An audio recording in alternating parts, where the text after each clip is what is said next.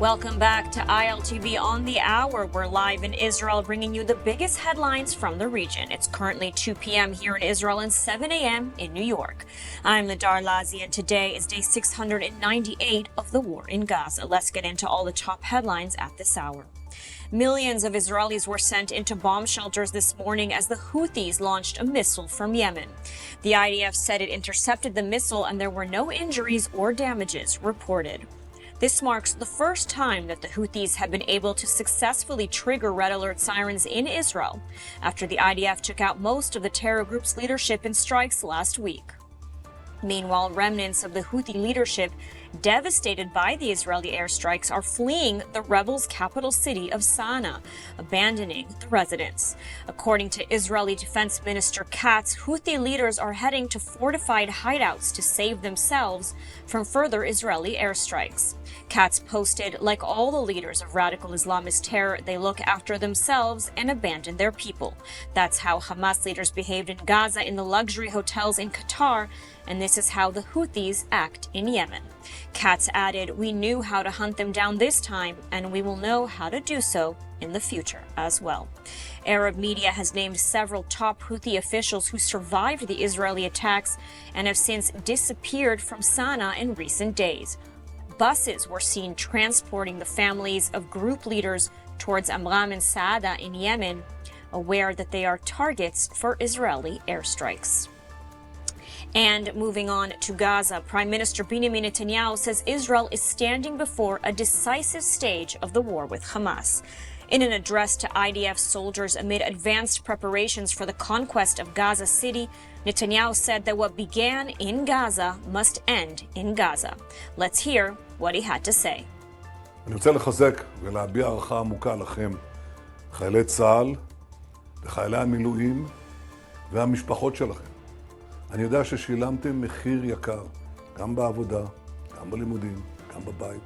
אנחנו פועלים להכריע את החמאס, אבל בדרך חוללנו יחד נפלאות, כי שברנו את הציר האיראני. גם בעזה, גם בלבנון עם החיזבאללה, גם עם משטר אסד שהתמוטט, גם עם איראן עצמה, שאיימה עלינו איומים קיימים, והסרנו אותם יחד, ועכשיו גם מול החות'ים. אבל מה שהתחיל בעזה, חייב להסתיים בעזה. חיילי צה"ל היקרים, סדיר ומילואים. לכל אורך המלחמה, אנחנו קיבלנו החלטות קשות מאוד. החלטות שאיש לא האמין שנוכל באמת ליישם אותן. אבל יישמנו אותן, משום שאתם נתתם לנו ולי את הכוח לקדם את מדינת ישראל לקראת ניצחון גורף. ועכשיו אנחנו עומדים בפני שלב ההכרעה. אני מאמין בכם, אני סומך עליכם, וכל העם מחבק אתכם. Netanyahu made these remarks as tens of thousands of IDF reservists have reported to duty answering the call-up notices ahead of the planned Gaza City offensive. IDF Chief of Staff Eyal Zamir visited reservists reporting for duty as part of the massive mobilization.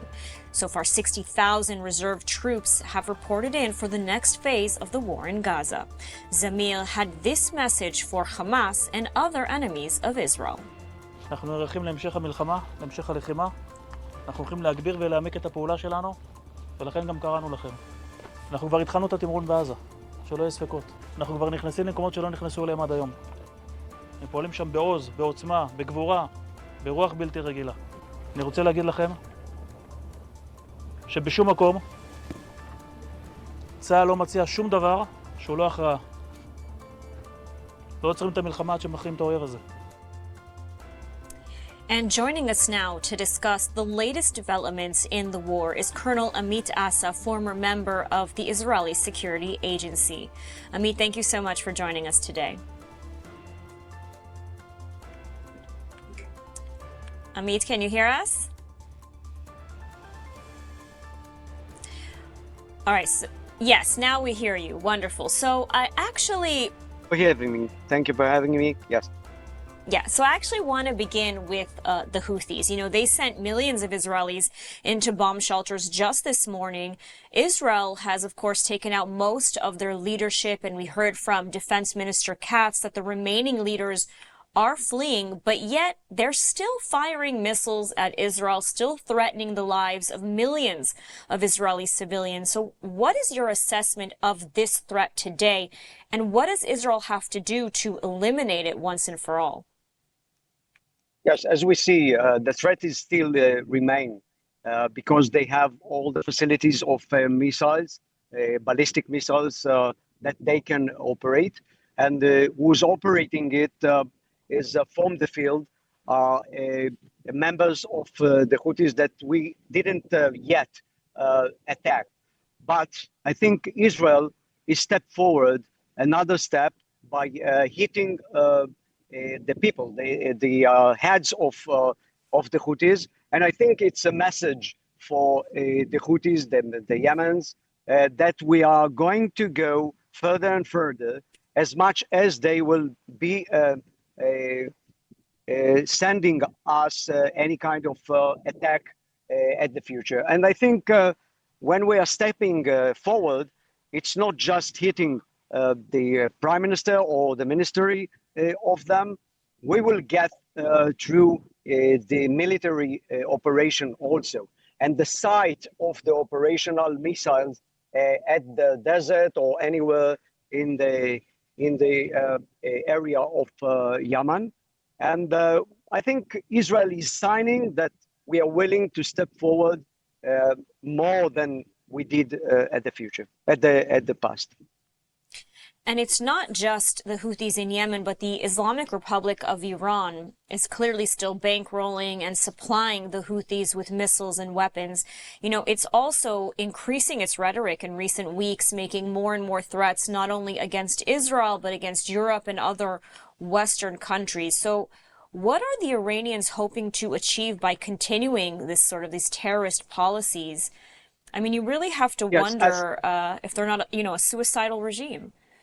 Yes, as we know, but the Houthis is a proxy of Iran, and who is dealing against Israel now in this war, even with the Houthis missiles, is the Iranian. We didn't finish the motivation of the Iranian to hit Israel or to destroy Israel, and they are saying it, and they are saying it wide loud.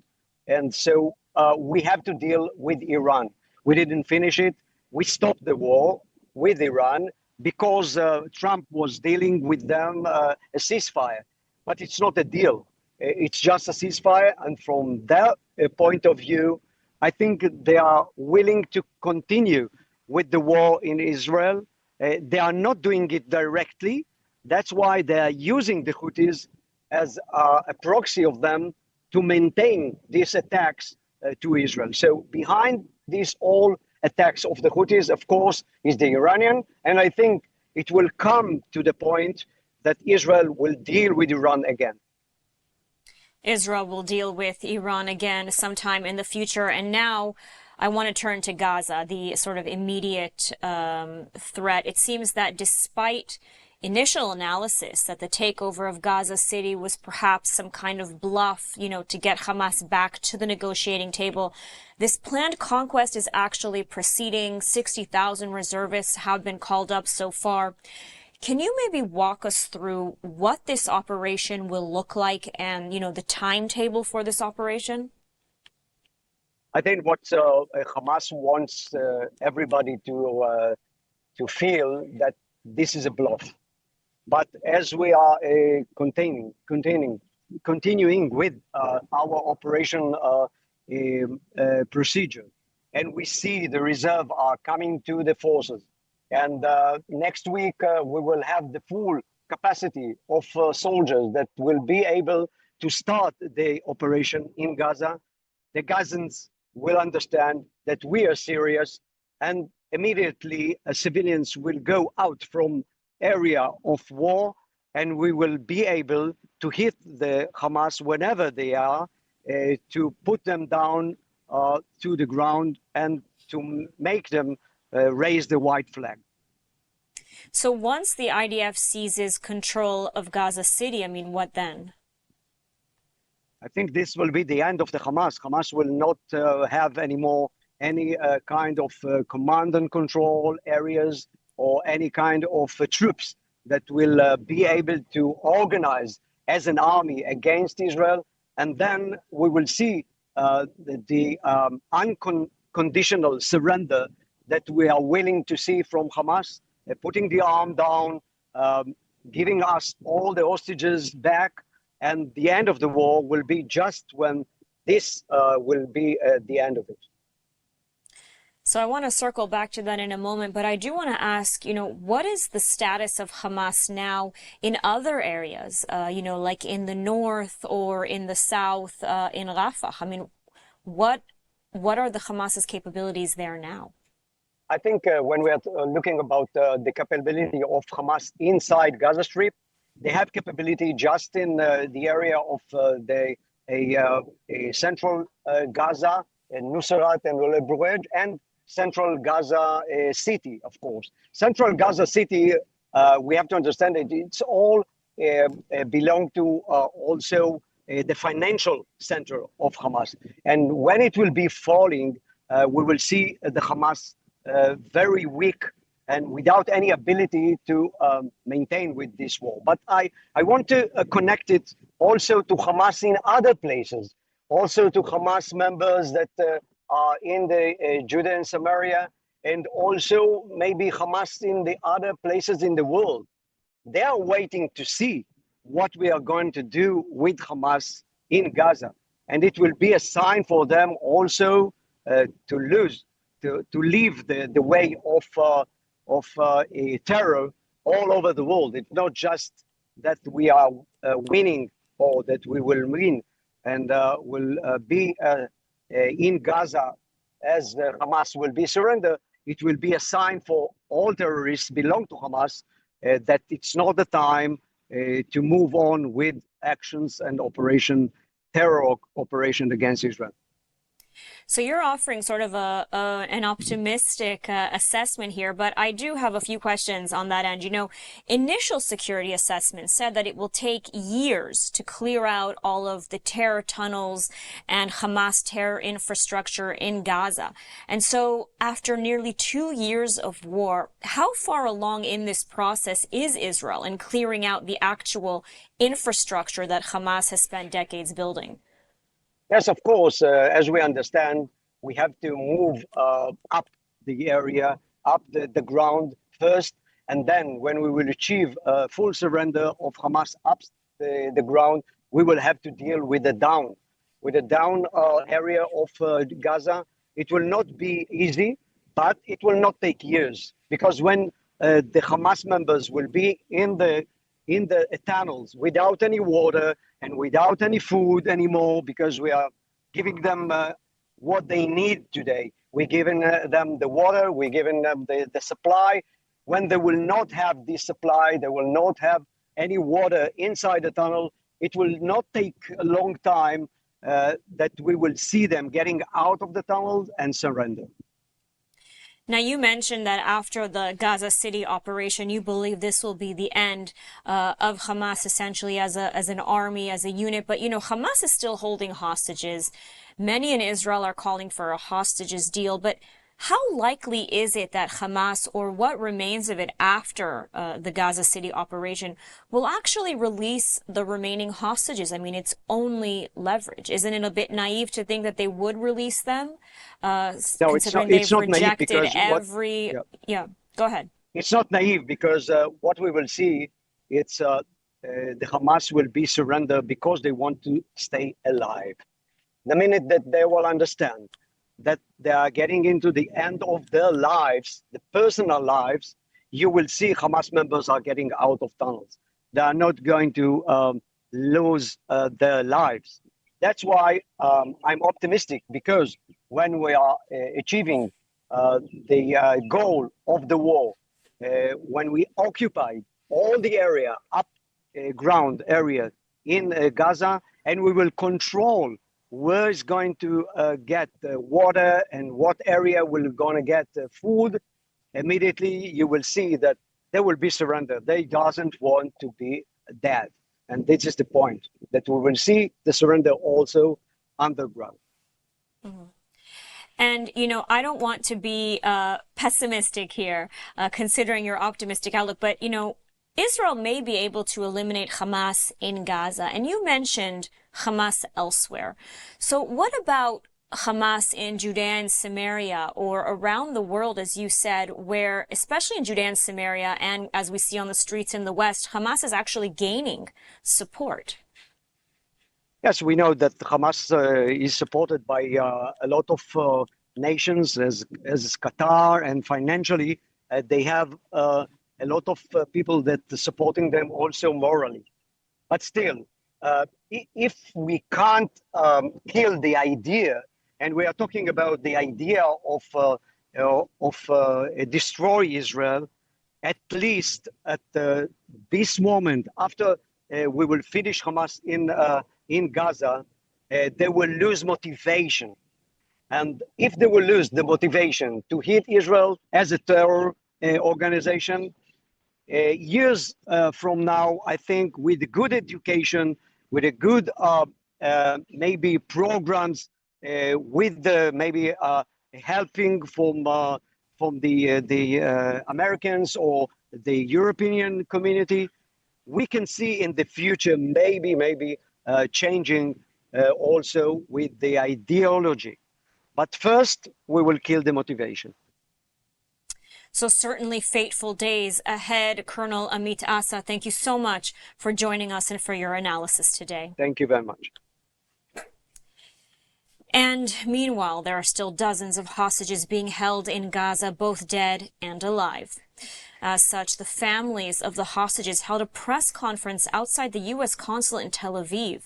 The families appealed to U.S. President Donald Trump, urging him to make history by insisting on a U.S.-backed agreement to bring home the hostages and end the war. A symbolic Nobel Prize ceremony was held ahead of their statements. The family staged a symbolic display featuring a table with a hostage return agreement, alongside a symbolic Nobel Peace Prize certificate, highlighting the historic opportunity that they say is within reach. And now I want to dive deeper into a story we've covered here on ILTV just yesterday. Let's take a quick look at the report for those who may have missed it.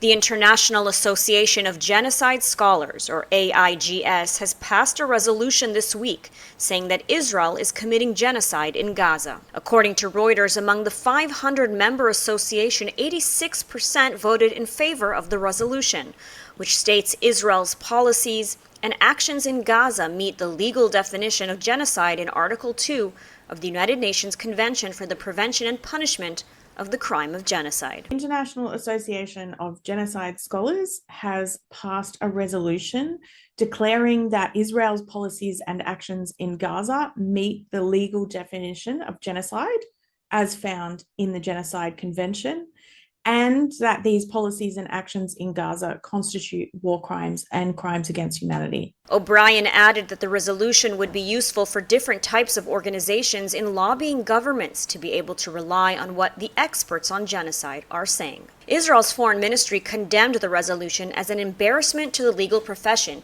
and to any academic standard, saying it was based entirely on Hamas's campaign of lies and the laundering of those lies by others. It added that the IAGS did not conduct even the most basic research in verifying the information. Indeed, several prominent experts in war and in genocide have come forward slamming the resolution and questioning the process in which the association approved it. Dr. Sarah Brown, a member of the association for over a decade, wrote a post on X saying that the process was a disaster from start to finish. Dr. Brown said a scheduled discussion about the concerns among those who oppose the resolution was blocked by the leadership. The association also refused to disclose who the authors of the resolution are. Dr. Brown stated very clearly, as an expert in genocide, that Israel's actions in Gaza are not a genocide. She said, acting in self-defense by engaging in a war against an existential threat is not the same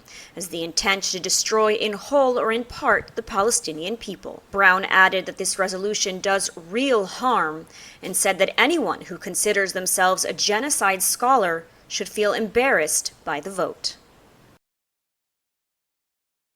And joining us now to discuss the validity of this accusation from an international law perspective is Nitsana Darshan-Leitner, Israeli attorney and human rights activist. Nitsana, thank you so much for joining us today. My pleasure.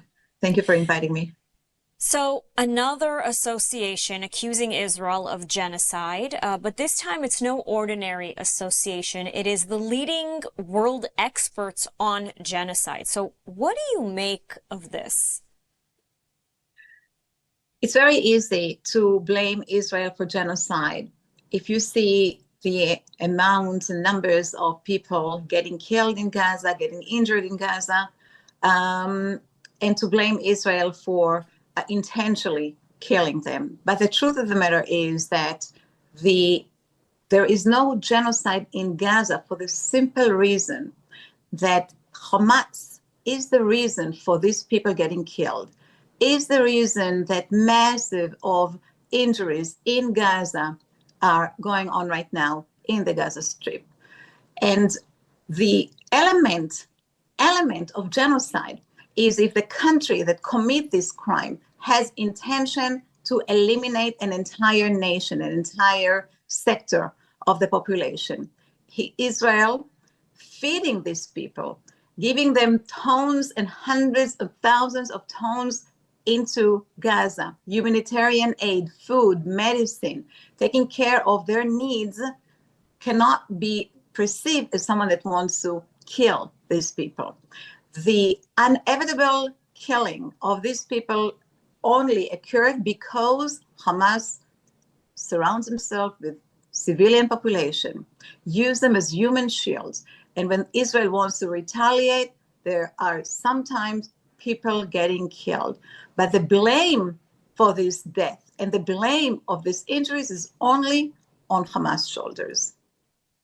So as you said, Israel is clearly not seeking to eliminate the Palestinians. And if it had wanted to do so, it would have done so from the very beginning. It would not be sending in, thousands of tons, if not more, of aid every week and since the beginning of this war. But so why are these so-called genocide experts, why are they falling for this? We can only call it Hamas propaganda. From what we understand and from sort of testimony that's come out, as we heard in the report, there was almost no research done into the actual facts, and they based their decisions solely on Hamas numbers and propaganda. Right. So they will come and say, we don't have a way to objectively examine what's going on in Gaza for the reason that Israel does not allow reporters, experts, legal advisor, anybody to come and visit Gaza. We understand why Israel does it, but this is the excuse that they have to rely only on the Hamas information. Now, if you take Hamas information, it coming from the Ministry of Health in Gaza, which is a ministry of Hamas. So you can't take any information, and they give for granted. They seem to be lying each and every time some humanitarian crisis happens in Gaza. They exploit the numbers. They make up death and injuries. So you can take these numbers into consideration. But even if you take the minimal amount, we know that people are getting killed in Gaza. We don't have to send reporters to view these casualties. These experts, these organizations that pretend they are expert for genocide, first of all, has the tendency, they are lenient to, sorry to say, anti-Semitism. It's easy to blame Israel. It's progressive, it's modern to blame those who are seem to be the occupier of Gaza, although Israel is not occupying Gaza since 2005. They see Israel as the aggressive force in the area, and therefore it's easy to blame them for genocide. That's number one. Number two, it's if they go and say that Hamas is responsible for this death and casualties, there is nothing to blame Israel for. So all these inquiries in the International Criminal Court, all this investigation, the international Court of Justice want to hold. All this South Africa blaming Israel for genocide and for war crimes, and all this international organization blaming Israel for genocide, where all this will go. So they find just the easy path to take what Hamas says, to take the pictures coming out from the Gaza Strip and blame Israel without any sense of logic to understand that Israel's last wish is to create war crimes or to commit genocide in Gaza. And so what can be done to counter, these claims? And I mean, is there anything that can be done at this point? Can you hear me now? For some reason I stopped hearing you. Okay. Can you hear me? Now I can hear me. Yeah. So I said, what can be done at this point, if anything, to counter these claims? And how are these accusations, from the largest association of genocide experts in the world, for example, how might these accusations affect Israel in the long run from, an international law perspective as well? Listen, I wouldn't say that these allegations are not devastating to the state of Israel. They are.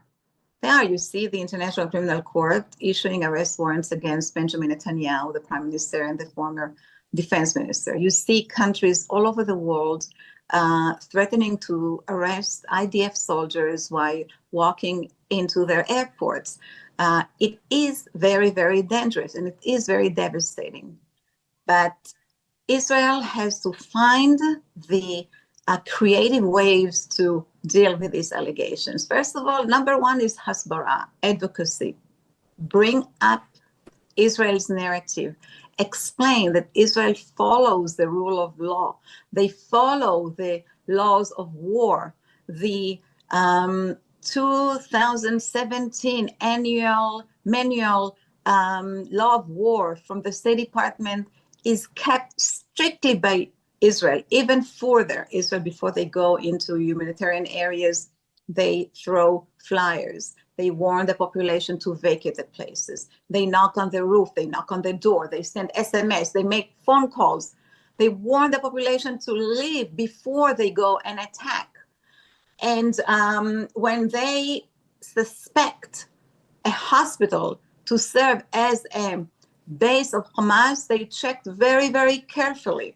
And they get advice from all over in order to make sure that indeed this is incriminated. This is really a Hamas headquarters, and then they only shoot. So this is what Israel has to bring to light, that they do everything they can in order to prevent these casualties. But what I said before is to explain the world that as long as Hamas surrounds himself with population, with civilians, Israel inevitably will hurt the civilians unless the world comes and say to Israel, stop the war, leave Hamas in place, forget about the hostages, just withdraw from Gaza, accept the fact that those who massacred you on October 7th should remain, because there is no other way to protect the civilians in Gaza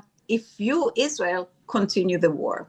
Since I didn't hear anyone, including these so-called experts and organizations, known or known, coming and telling Israel to leave Hamas, to leave these monsters alive. Nitsana, I have to stop you here because we are just out of time, but I want to thank you so much for joining us and really for clarifying this important issue. My pleasure. Thank you for joining us. And that's all the time we have for this hour. Join us every hour on the hour at ILTV News.